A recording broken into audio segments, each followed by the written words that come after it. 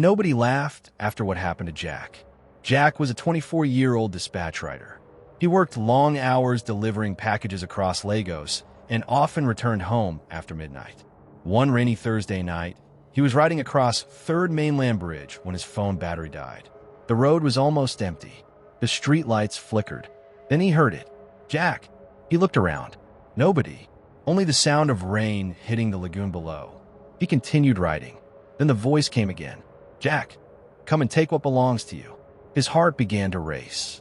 The voice sounded exactly like his late grandmother. The same gentle tone, the same way she used to call his name. Unable to ignore it, Jack stopped his motorcycle. The voice came once more.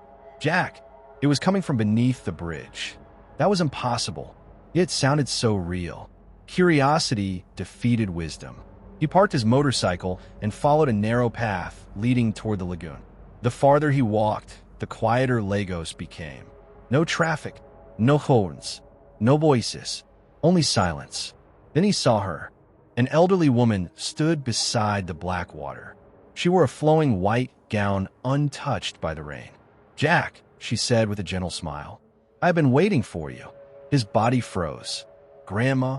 The woman nodded. I left something for you many years ago. She pointed toward a wooden box floating on the dark water. Inside the box were bundles of cash. More money than Jack had ever seen. His eyes widened. Take it, the woman whispered. It belongs to you. Jack slowly stepped closer. Then something flashed through his mind. Years ago, his grandmother had warned him, if a spirit ever offers you wealth at night, never accept it before sunrise. A cold chill ran through his body. He looked back at the woman. For the first time, he noticed something impossible. She had no reflection. The black water reflected only darkness. Her smile slowly grew wider, far wider than any human smile. Take the money, she whispered again. But now, the voice no longer sounded like his grandmother. It sounded like many voices speaking together. Old, deep, hungry. Jack stepped backward. The woman's eyes began glowing. Dark mist rose from the lagoon. Her body twisted into something inhuman. Her white gown dissolved into shadows. Within seconds, she transformed into a terrifying lagoon spirit with glowing eyes and an impossibly wide smile. Jack turned and ran. Behind him came laughter. Not human laughter. Something ancient. Something that echoed across the water. He ran through the darkness until he reached his motorcycle. Without looking back, he sped across Third Mainland Bridge as fast as he could. The next morning, unable to forget what happened, Jack returned with several elderly fishermen. The hidden path was still there. The lagoon was still there. But the woman was gone. The wooden box had vanished. Everything looked normal, until one of the fishermen stopped walking. He pointed at the muddy ground. There were footprints. Jack's footprints. And beside them, another set.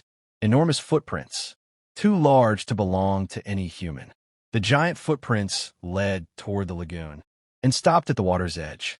The fishermen looked at one another in silence.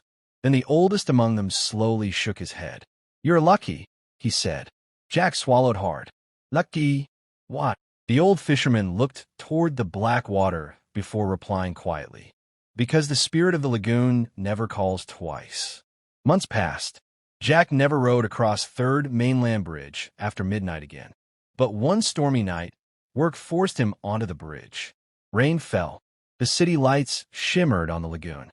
As he crossed the bridge, a familiar whisper drifted through the wind. Jack! His hands tightened around the handlebars. Slowly, he looked toward the black water below. Far beneath the bridge, a ghostly figure in white stood perfectly still beside the lagoon, watching him, smiling. And this time, it sounded much closer.